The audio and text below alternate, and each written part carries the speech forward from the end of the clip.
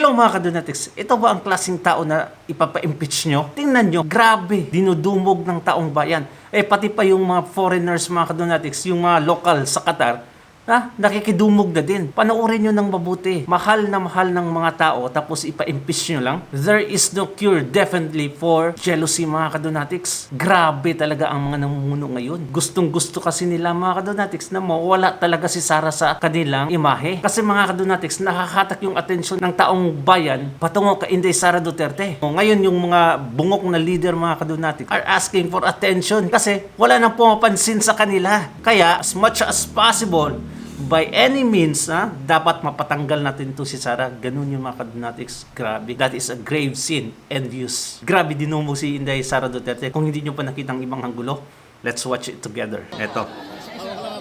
Look at that. Inside the mall. Can you imagine mga kadonatics, inside the mall, ganito karaming tao. At hindi pa yan sa Pilipinas, sa Qatar. Foreign nation. Nako naman.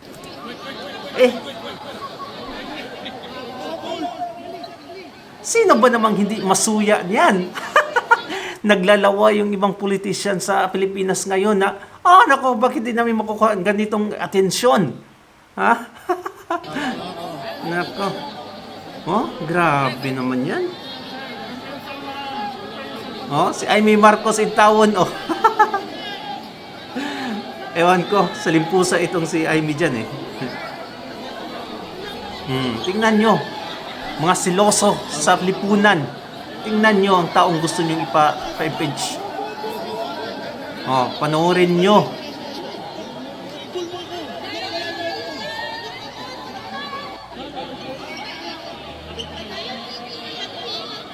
Yan ang VP namin. Ito yung pinakamagaling. Hawak lang ako.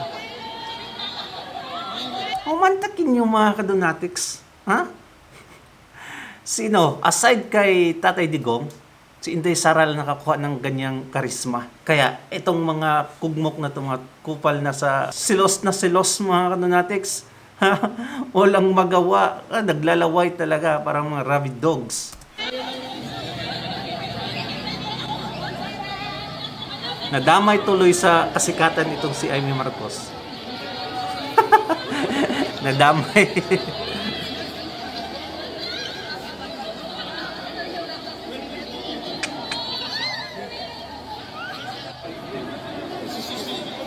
Grabe, no?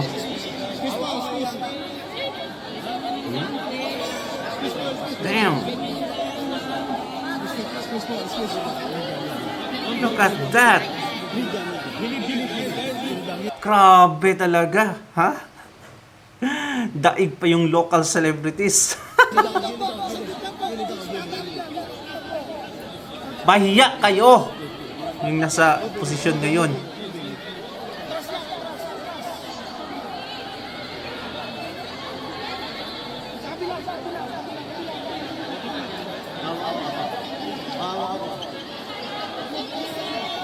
Kaya para sa akin ng mga kadonatics, pag ma-impeach to si Inday Sara Duterte, talagang magkagulo yung Pilipinas. Add up pa yung ginawa nila kay Tatay Digong. Talagang magkagulo talaga. Kaya akala nyo, it's our loss and it's your win. Nako, baliktad po. Kung ma-impeach si Inday Sara Duterte, talagang magbabayad kayong lahat. May mga Duterte pa naman tayo na papalit sa pwesto, di ba? Nasa dugo na yan ng mga Duterte na by heart ang pamumuno. Talagang walang bahid ng korupsyon. Kahit sino sa kanila, walang problema. Kaya selos tong mga kadonatics.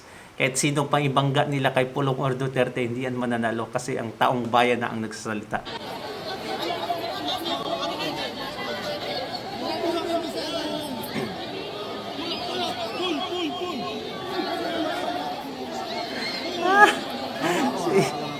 Akong natawa kay Amy Marcos.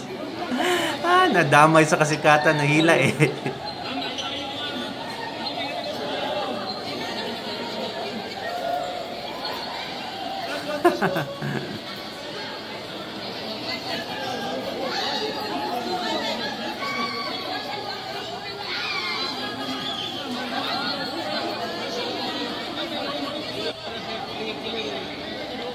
Grabe, no? Pati yung mga local sa likod, mga kadonetics, nakikisunod na rin. Nakikibarites kasi di nila alam kung sinong dumaan. Hindi sila makapaniwala. Ganon ka daming tao sa loob ng mall. Nako. Tingnan mo yung mga arabo sa likod.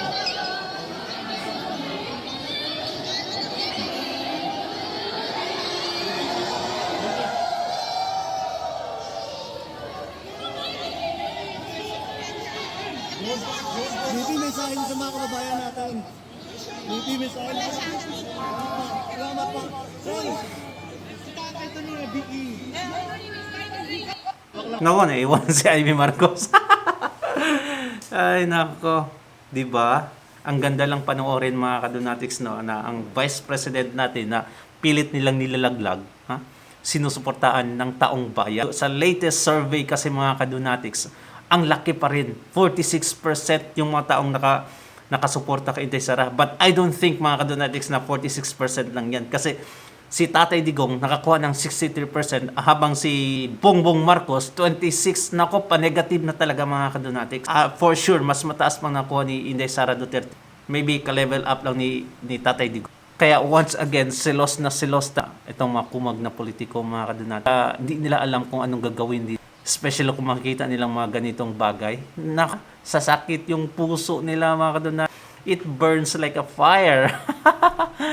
Ay, nako naman. Thank you so much, mga kadonatics. And please take care of yourself. Don't forget to subscribe. God bless you. Bye-bye.